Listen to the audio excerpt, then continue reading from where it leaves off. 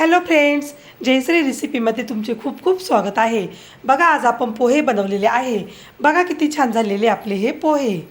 आपण हे पोहे कशा प्रकारे बनवले हे आपण पुढे रेसिपीमध्ये कंटिन्यू करूया। चला तर मग रेसिपीला सुरुवात करूया। बघा, इथे एक कढई घेतलेली आहे। कढईमध्ये तेल टाकलेलं आहे आणि आता आपल्याला हे तेल छान गरम होऊन द्यायचं आहे।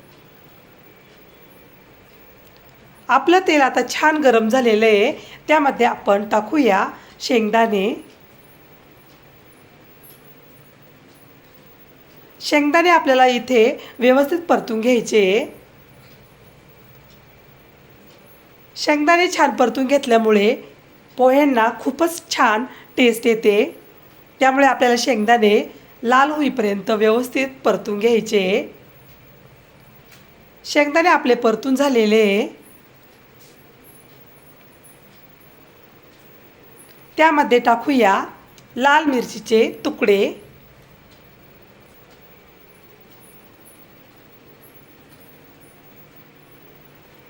कढीपत्ता, जिरे मोहरी। आता आपल्याला हे व्यवस्थित मिक्स करून घ्यायचं आहे। नंतर आपल्याला त्यामध्ये टाकायचा आहे बारीक चिरून घेतलेला कांदा। येथे मी कांदा जास्त घेतलेला आहे। कांद्यामुळे पोह्यांना खूप छान चव येते, त्यामुळे येथे मी जास्त कांदा घेतलेला आहे। कांदा आपल्याला लाल होईपर्यंत परतून घ्यायचा आहे। मध्ये मध्ये कांदा आपल्याला अशा प्रकारे हलवत राहायचा आहे। कांद्यामध्ये टाकूया मीठ,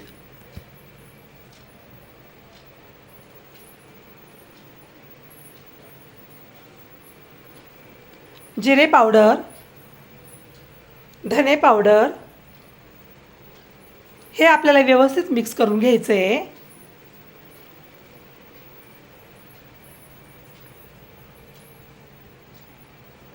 त्यामध्ये टाकूया हळद,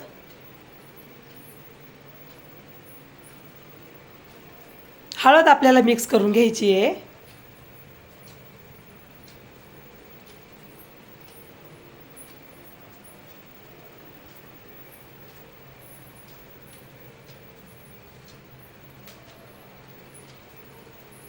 येथे आपला कांदा व्यवस्थित परतून झालेला आहे।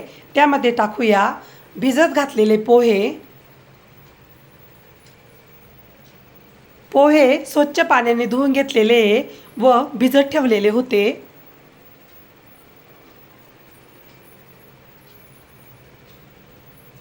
आता आपल्याला पोहे व्यवस्थित मिक्स करायचे आहे।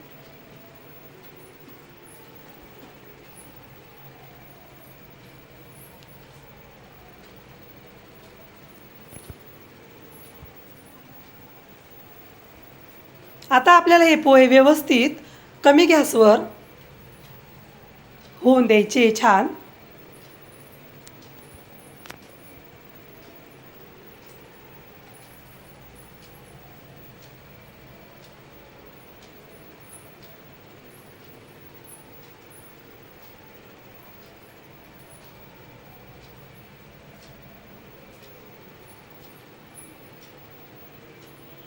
आता आपण पोह्यामध्ये टाकूया साखर।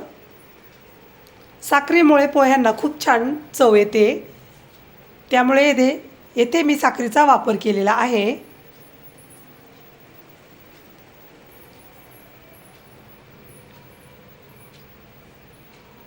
त्यामध्ये टाकूया कोथिंबीर। कोथिंबीर जास्तच वापरायची आपल्याला, त्यामुळे पोह्यांना खूप छान टेस्ट येते। आता आपल्याला कोथिंबीर व्यवस्थित मिक्स करून घ्यायची आहे।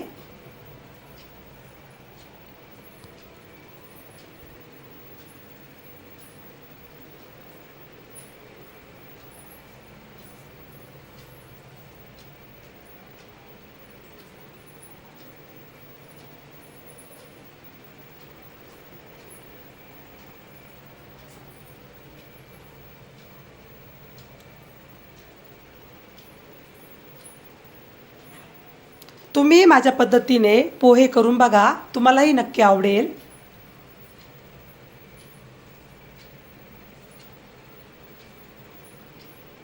बघा आपले पोहे किती छान दिसतंय, तुम्ही बघू शकता.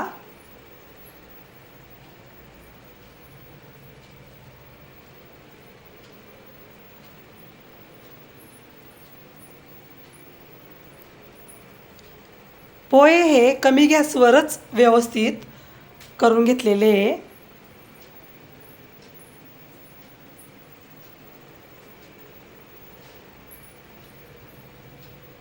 बघा आपले पोहे छान झालेले आहे. आता आपण गॅस बंद करूया.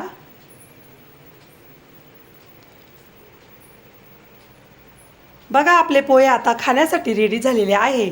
बघा किती छान झालेले आपले हे पोहे.